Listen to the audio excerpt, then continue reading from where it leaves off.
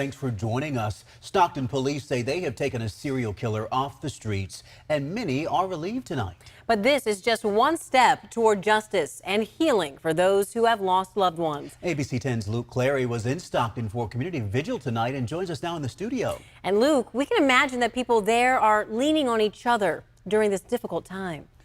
Yeah, that's right, Laura. It was an emotional evening on the north steps of Stockton City Hall, where we saw leaders who were there with those mourning the victims, who knew them personally and who expressed sorrow, but also messages of gratitude and hope.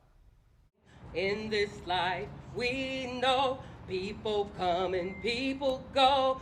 In this life, we know. There's no words that can bring back the victims of a violent crime. My brother was my everything. But for Pia Lopez, talking about it helps. She's the sister of Lorenzo Lopez Sr. Hurts deep inside and it never goes away.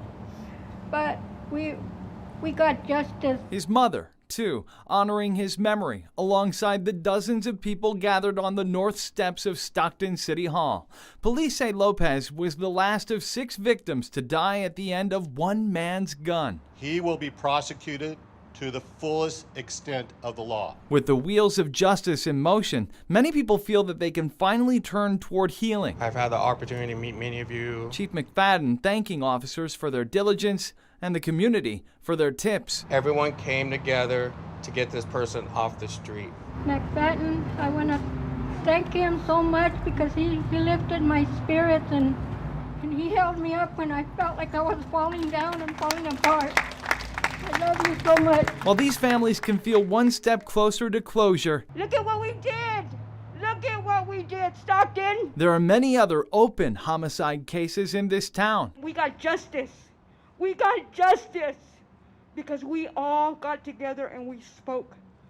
Now don't lose your voice. With a tip, information that can help law enforcement bring those open cases to a close, a few words can make a difference.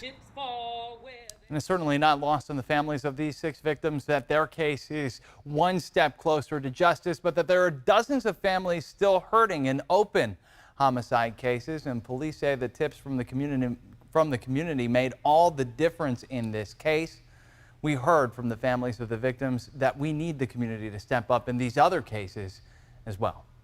Yeah, Luke, thank you. The suspect in those killings, 43-year-old Wesley Brownlee, made his first court appearance yesterday. Right now, he's charged with 3 counts of murder. He is due back in court next month.